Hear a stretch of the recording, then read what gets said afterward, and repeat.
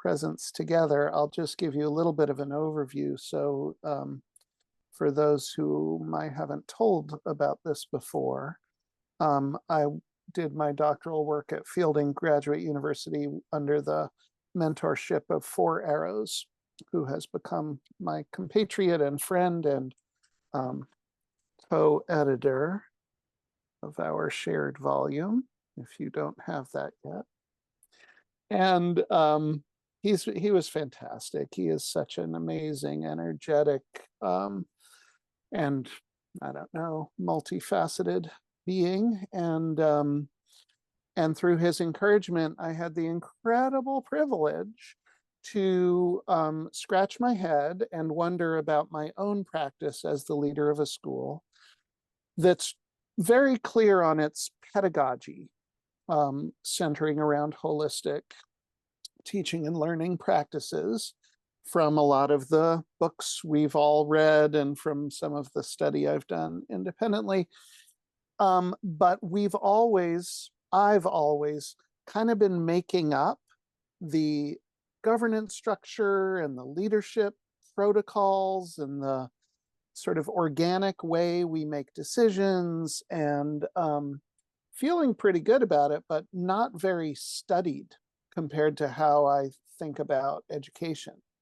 Leadership, and the whole idea that there's a lineage of leadership theory and leadership studies just as rich as there is in pedagogy and educational theory, was news to me and was quite heartening, actually, that like people have really thought about, like, you see you think I thought of leadership in any organization, and schools being a good example, being really hierarchical and based on assessments and rewards and efficiency standards and all those icky bureaucratic things that we have kind of shed from our teaching and learning, but somehow remain burdened with in our organizational structures, So my questions as I continued through my doctoral work were around that. If I can feel so relatively confident, though plenty of mysteries and questions emerge all the time, but like I feel like I have a compass around education. How can we do leadership in schools that are pursuing holistic education in a way that's resonant or congruent or shares some of the values and maybe helps to amplify those pedagogical values throughout every layer of the organization? I feel like I kind of have tried to do that, but it's been very emergent, I'd say. And so what do other schools do? I wondered. And what do other school leaders do? And how do they do it? And how, So I had this incredible journey that lasted about a year. And I was able to travel to 4 different schools.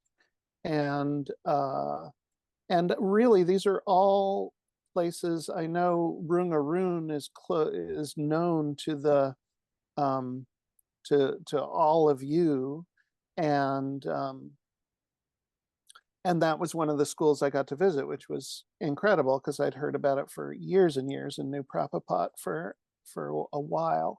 But these other schools should really be on everyone's radar too. And the school founders were amazing people, amazing as well, and really doing a magnificent job of sort of bringing that educational practice into their leadership roles. So the research question was, how do you do that? And the research method was an approach called portraiture. And I guess I should start showing my slides, but I like seeing you, so I'll just say a little bit more.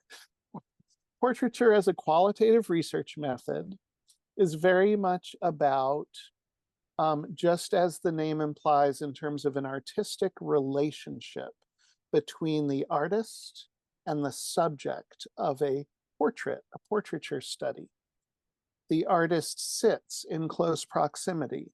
The artist observes with tremendous care and gathering of detail and looking for subtlety and nuance and trying to sort of reveal the essence of the subject. But the portraitist is not a photographer. They also have an interpretive imperative. So you're looking in a portraiture study, you're looking at a person or people or an institution with soft eyes, you know, looking for the good and trying to extrapolate the essence of what you're seeing, what you're immersed in, and then interpreting through some sort of, I don't know, alchemical process of art. So the method talks of people who follow the method, and Sarah Lawrence Lightfoot, who sort of invented the method at Harvard in the late 80s, talks about it as this blend of art and science.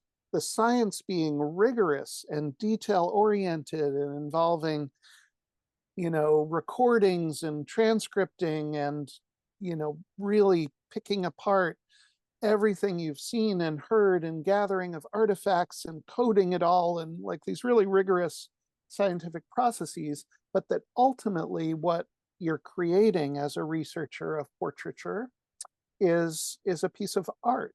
You know, there's this interpretive quality. So that sounded wonderful. And it was pretty wonderful, but the observation was wonderful. The immersion into these 4 different schools around the world was wonderful. The, you know, just the privilege of being able to not be a fly on the wall. Like the goal is not to be invisible, but also not to be meddling. You know, it's just sort of an authentic relationship. And then the hard part was turning all those observational experiences into words that made sense, that didn't go on for thousands of pages. And, you know, like kind of that essencing, capturing the essence was really a challenge for me. So I finished and I was approved. So with that, I'm going to breeze through some of these slides, and I apologize. This is a presentation that was created for a different purpose, but I think we'll generate some good dialogue out of it. So let's see if I can do this tech part. Sharing let's see if I share my desktop. How will that? See how that goes. And then I'll have to navigate to my PowerPoint. And then I'll have to go make this go away. Wait a second. I'll go slideshow. And I'll say play from this. Okay. See that slide okay? Yeah. Yes. And is the audio quality okay? Good enough? Yep. So so this is I say, while education, the unfolding of the human being should be the most natural, joyful, creative, and playful of processes, we have designed a system of education built on a model of 19th century industrialization that is laden with colonizing and oppressive cultural values. So this is the problem. I'm speaking to the choir. Even people who later might view this video, I'm guessing, don't need to be reminded of this and the horrors, actually, of industrialized education. And let's see here.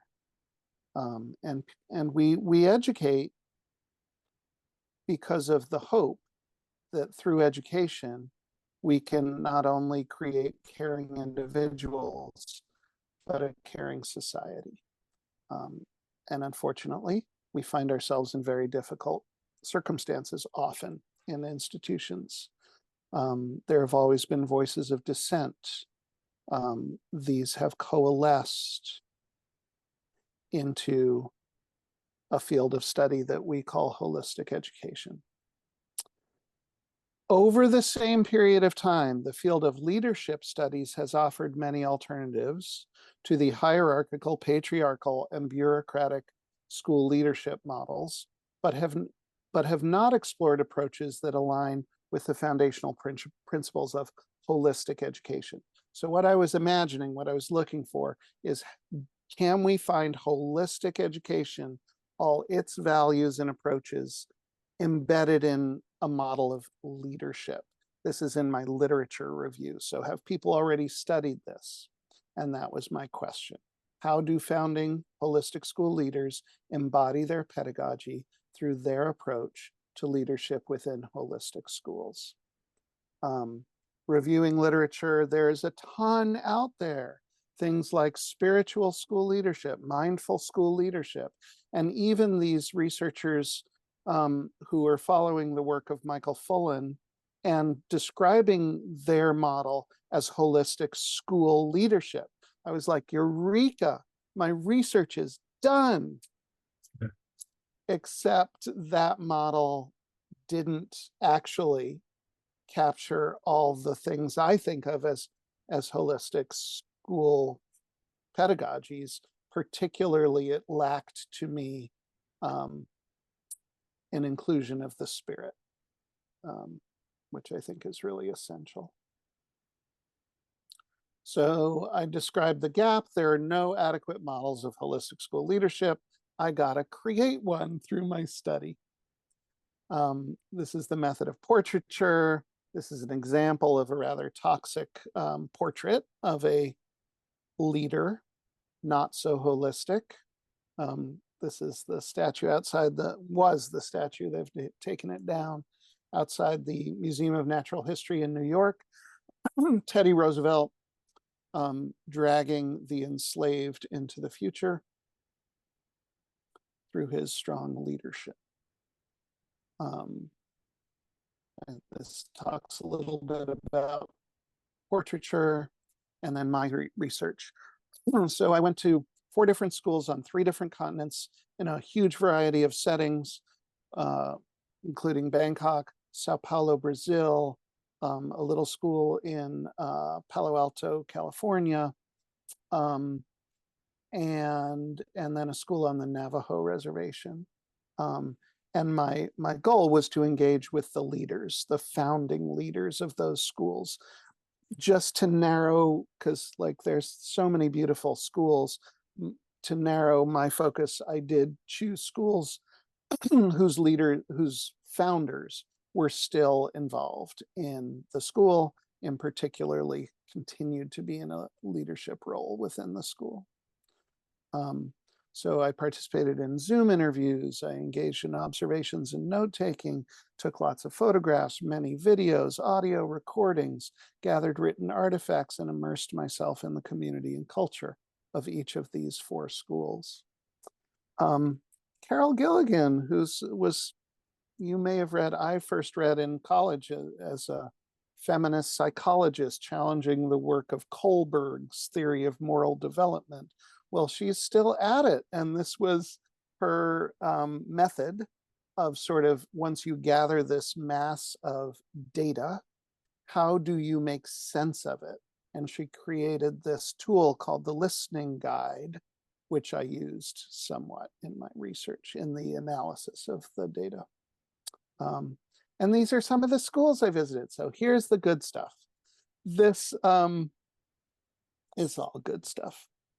This is Andressa. Andressa Luciano, who I'd love for us to invite to join us for dialogue one time. She's in Sao Paulo, Brazil. This is a school of about 100 students called the Wish School.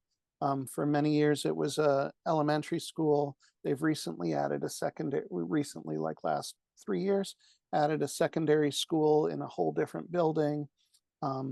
Beautiful, beautiful school. Here are some photos. This is the outside of wish. So she uses 3 particular metaphors as in her design of the educational structure. One of them is pathways, the idea being there's many ways to get to a destination. Another is cross-pollination, so the idea that while you're walking your pathway or getting from here to there, you encounter others, and that those encounters enrich one another's journeys. And then the third being flexibility. So she had this school designed by an architect with many, many meetings, and the physical embodiment of the school includes these 3 metaphors really strongly. Like you see it everywhere, like, oh, there's pathways, there's cross-pollination, inside and outside blending of spaces. This is one of the classrooms. These walls all are hinged on giant sort of rods so that the entire wall can swing 270 degrees and create both enclosed spaces and then open spaces that aren't really defined as spaces at all, but more openings, more pathways. Just amazing. So this is their early childhood program. And in her approach to leadership, in the school's approach to leadership, those 3 metaphors in particular were omnipresent as well. So in my analysis, I came to look at these sort of 3 spheres of leadership: the sphere of the self of the leader, and in Andressa's case, her use of vision and design, and the metaphors of pathways, cross-pollination, and flexibility. The second sphere is the sphere of relationships, and they could be characterized by this profound trust that permeates through the different levels of the organization and the school, as well as both, sometimes in tension, a real playfulness and reverence. So, you know, both this is serious work, this is soulful work, this is spiritual work, that we're not screwing around here, but we're having fun doing it, you know, and we're sort of enjoying the process. And then the spirit of leadership, partly characterized in Andressa's case by this spaciousness that was present in dialogues when you would have dialogue with her, but then also just in the structures, in the ways in which governance is done. There was openness, I would say. And of course, without specific examples, it's hard to imagine, but take my word for it. Just very briefly, this is Theodore Timpson, also would be a great guest to facilitate a dialogue. He runs the True School in Palo Alto, TRU, but he also founded the Transformative Education Network, and is just a brilliant thinker and a powerful visionary and an amazing leader. So it was a treat to hang out with him. These are some photos from his school. Beautiful, thoughtful. Those who, I know you're all familiar with pedagogy, it felt a little more like a Waldorf setting, you know, very careful attention to natural materials and bringing nature in different ways, and multi-age classrooms. This was a extended thematic unit. They were studying becoming. So beautiful, you know, and how we're emerging from where we are to somewhere in the future. This future state.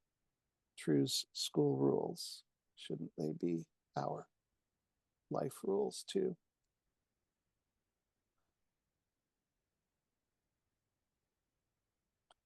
And again, the three spheres, little different, but the self, the relationships, and the spirit. Rungaroon.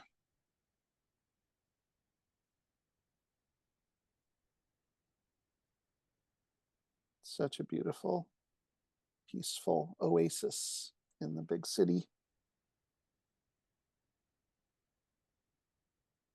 Ceramics studio for the lake.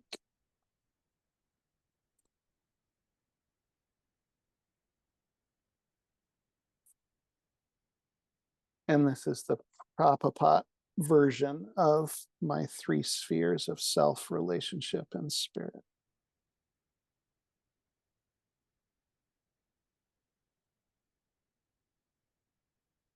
And the last school I visited, I thought I was done after three, but Four Arrows said, there's this one other school you might want to check out, might kind of round out your study.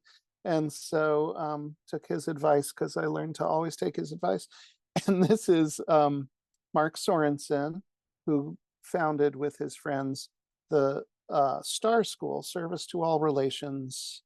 This is on the Navajo Reservation.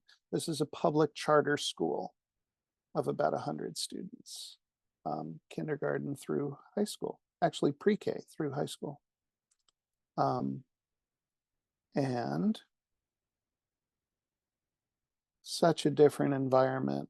I mean, one of the things was how that was interesting to me was how each incarnation of holistic education was so embedded in place and influenced by both the culture and the nature around it, nature or urban landscape around it. This is a Hogan, a traditional ceremonial sort of half dome structure that he and some Navajo friends built on site. This is where they do some of their rituals and ceremonies. Classroom.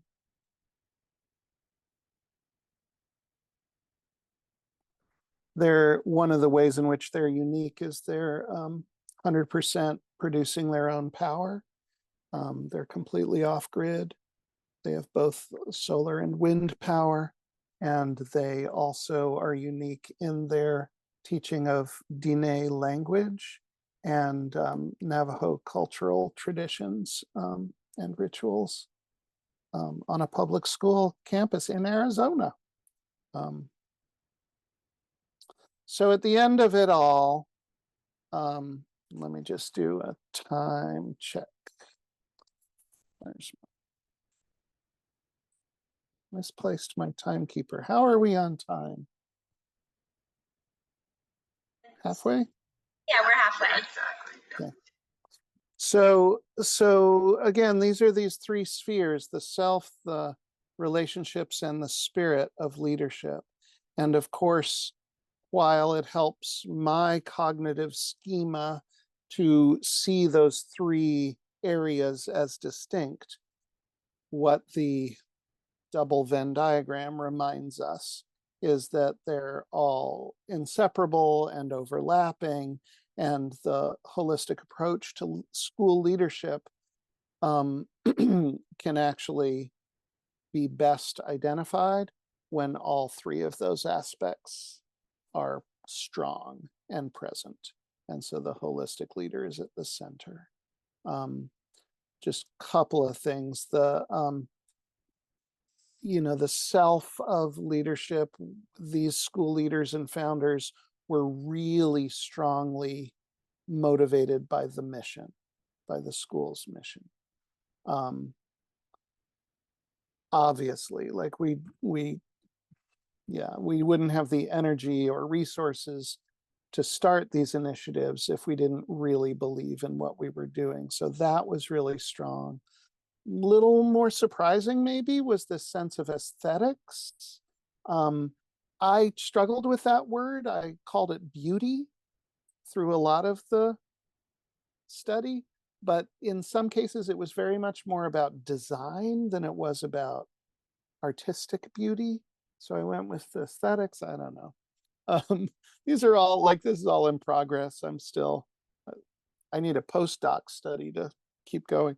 Um, Relationships, again, this playfulness, this sense of trust, in all relationships around the school leader. And amazing how they would transcend. It's not just relationships between like the school founder and the teachers, but it would transcend those relationships and ripple out throughout the organizations. So it was from the board in schools that had boards that and could be seen, this sense of playfulness, and not usually a board quality, but it would be present. And okay, and spirit, same thing, strong sense of spaciousness, presencing of nature, connection to place. There's one little point of sort of tension that came up a lot in my study, and that was between the strength of commitment to mission and the trust in relationships. And while you could imagine that, I'll just sort of flesh that out for you. The idea that I, as the school leader, for example, trust you as the teacher to implement this holistic approach to your particular class with your particular developmental age group or what. I trust you to do that. And yet I'm really committed to this vision, you know, of how we do schooling here. So there was often that kind of tension, you know, between those two. So this is the holistic school, holistic leaders, holistic schools model, because that was the title of my dissertation. Then I used the model to look at some big decisions that were happening at every one of the schools. So as they were approaching what could have been seen as an existential decision, how does spirit come into that decision making? Where do we see playfulness? Where is, you know, relationship in these big decisions? So which school had just founded and was trying to sustain their secondary school? True School was looking for a whole new site. They were moving their school. So the idea of place became really important for them. They've since relocated. They're very happy. They just opened in their new place. The Rungaroon School had recently launched their IB, International Baccalaureate program. In some ways, that was really in conflict with Rungaroon's holistic, emergent pedagogy, because IB is pretty scripted, you know, in some ways. And yet they were trying to, so where did all those leadership characteristics come into those decisions and so on? So then I just reflect on my own research and where its limitations are. And I shared some final thoughts in my dissertation, lots of references, and I'm gonna stop.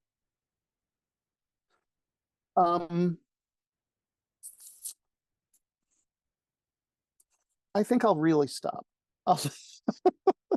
Sometimes I say I'm gonna stop, and then I don't stop. I'm gonna stop and see if you have any thoughts, clarifications, questions, and then we can just chat.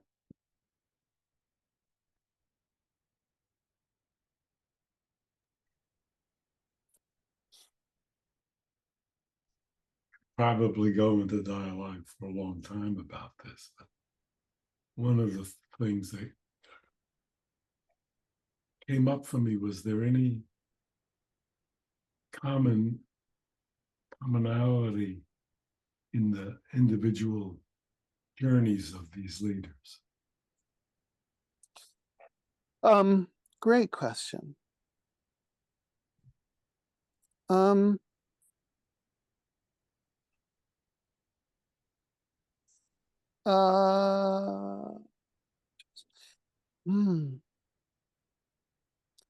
So I guess I would say it's just a first thought, but there was really a connection to where they were, where they founded the school.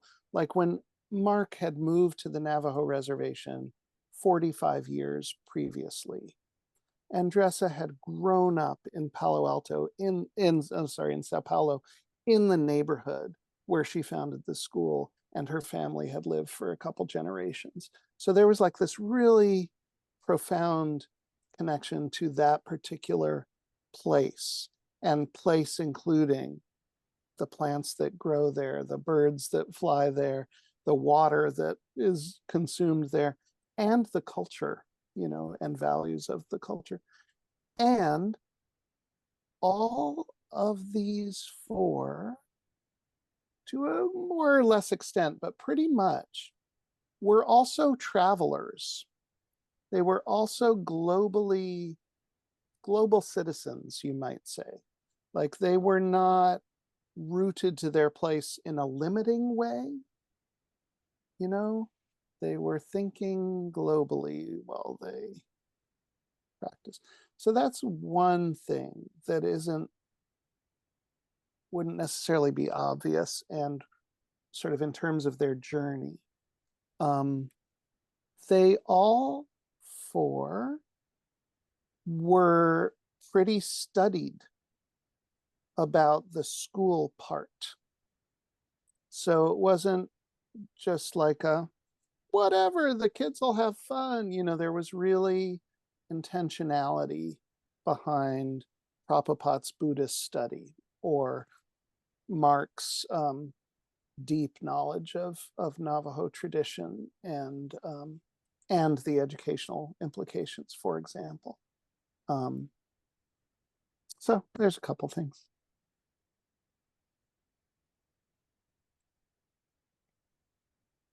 Dr. Freedman, Yes. congratulations. Thank you. Wow. What an accomplishment. And yet also, as you mentioned, like a postdoc, you know, another journey from here, right? It's not, Yeah. we're never done. I was listening to you, and I always see you as so, I respect you as a leader and yourself. And you are one of the founders and created your school and all that. And I was just curious about how you see yourself in this, like yourself and your Yeah. spirit and your relationships.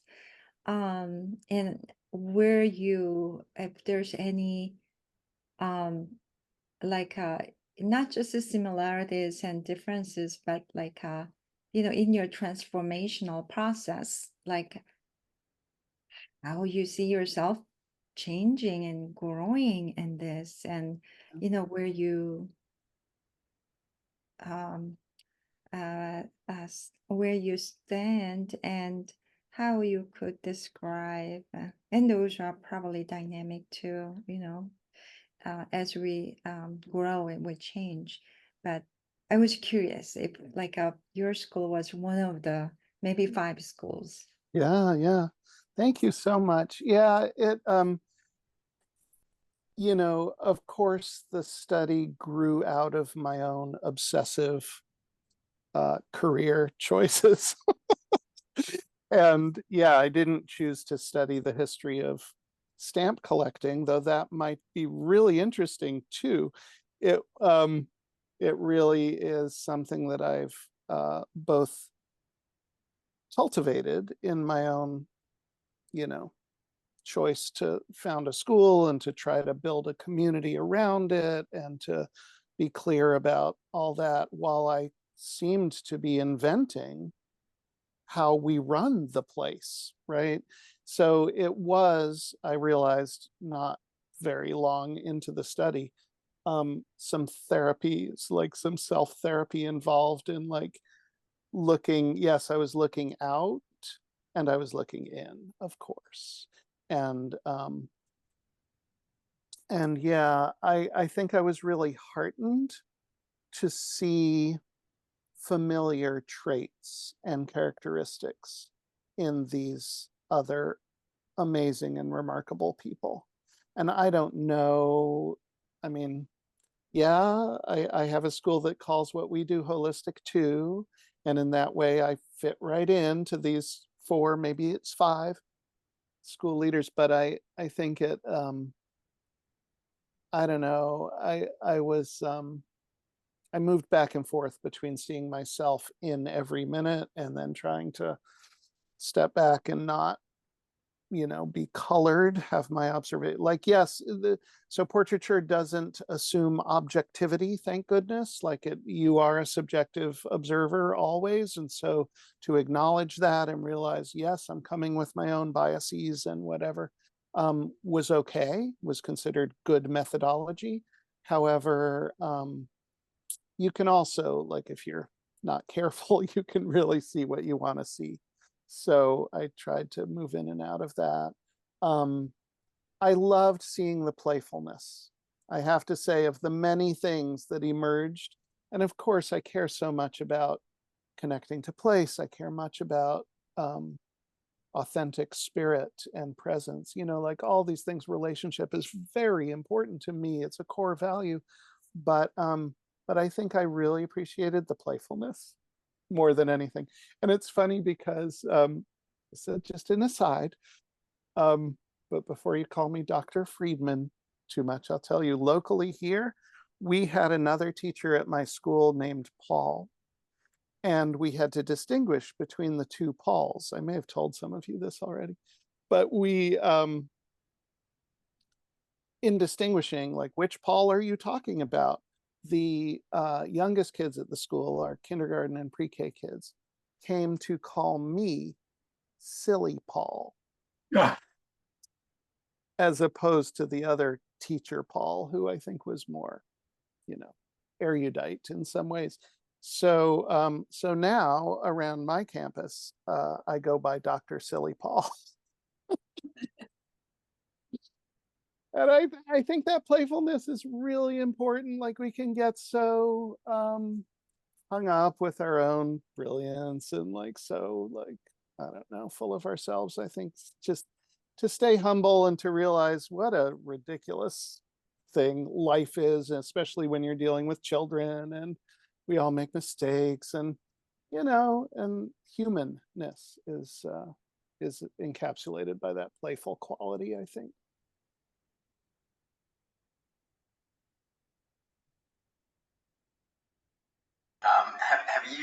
Did you give any thought between the subcategories between self and relationship in that diagram, relationship and spirit, like where the 2 of them cross over and there's like the open space? I don't know if you gave, like, I don't know, anything that connected those together. Yeah, between self, say it again, between The self and relationship in that Venn yeah, diagram, or the yeah, yeah. So what is in that space, right? Um, there is the relationship with self. So we talk about in teacher education the imperative for the holistic educator to know themselves, to study themselves, to introspect, to explore the interiority. And I think the same is true of leadership, and maybe even more so, that when we're leading an organization, we just have to be in constant dialogue with our own interiority, with our instincts and our motivations and where we're coming from and why. And I think having some kind of meditative practice or thoughtful, mindful practice for school leaders is essential. And so that's one thing that would be in that sort of that shape. Yeah, so I got kind of into Venn diagrams. Did you know Kamala Harris is really into Venn diagrams too? So I'm just saying, it's very hot right now. And that intersectional space between two overlapping circles is called vesica piscis. It's a Latin phrase that has to do with birth and that shape, like an eye, I can't really draw it in the air, but I know you can picture it. In some sacred geometry, right, that shape is metaphorically associated with birth, with creativity, with emergence. So I think it's right in some ways to pay attention to those overlaps, those intersections. Tobin was on my dissertation committee too, Tobin Hart. So he was fun to talk to about things like that.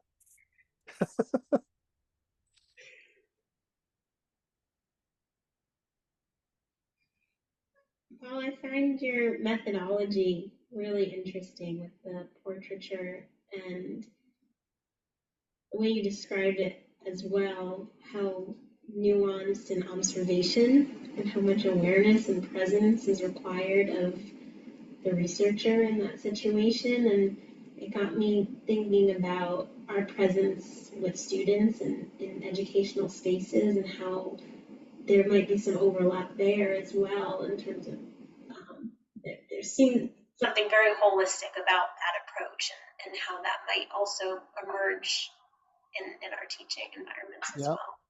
love that. Do you know an early child, like really early infant teacher, God, would you even call it teaching, caregiving approach called RIE, R-I-E? I forget now what it stands for, but it's very much about, the theory is your baby cries, you don't rush in and pick them up and make it okay.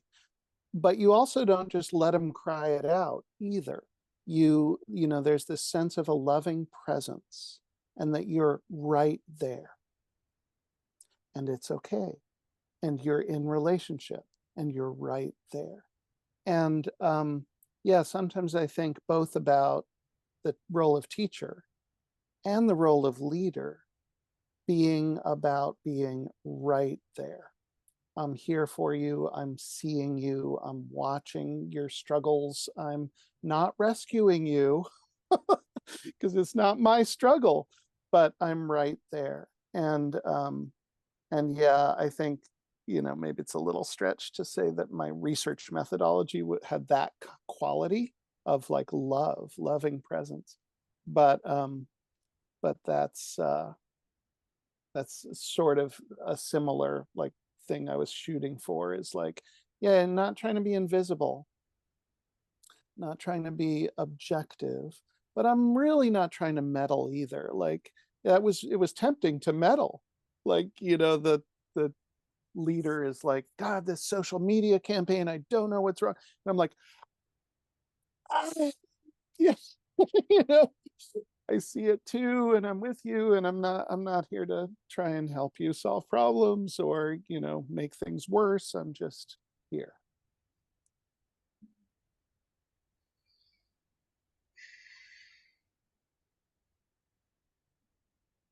I often think about the dissemination of holistic education in terms of a practice. Well, let me start with what I know. What I know is that people were inspired by Montessori, by herself and what she said and how to go about working with children. But she certainly didn't tell them in a Montessori way. Mhm. So they may have been inspired by her and learned how to work with children, but the fallback was always in the background, that industrial background of how she learned. And I think it's not just in school leadership, but it's in teacher education, holistic teacher education, the responsibility to coordinate as a team so that it's all integrated. Well, that's as simple as I can say. Yeah, there's so I think both in teaching and in leadership, there's such a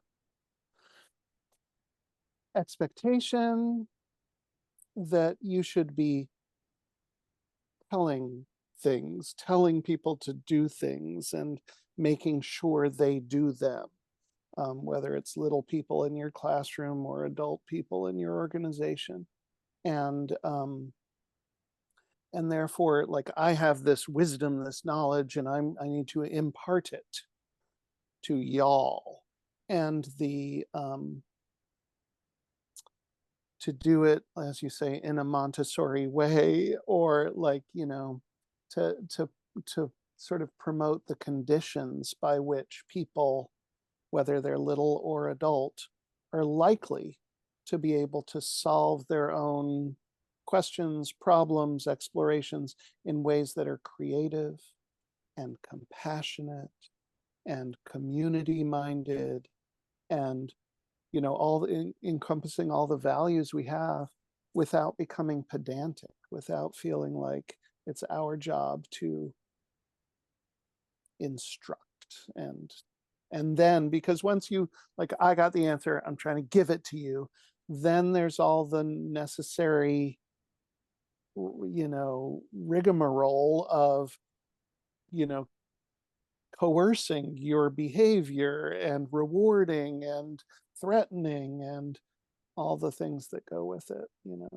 If my goal is just I have the knowledge, I'm giving it to you, or I know how you should be teaching, and here's how, that just deprives you of all your potential for growth and for self-discovery and for emergence and creativity. So, but it's really tough because particularly, I don't know, maybe just as much in school classroom, but as an organizational leader, like, there's so many pressures and there's so much accountability and budget concerns and timing, and the contracts have to be signed and the insurance, and like, as in so many things, I guess, the cosmos doesn't allow for the kind of spaciousness, to use one of my leadership attributes, that we need.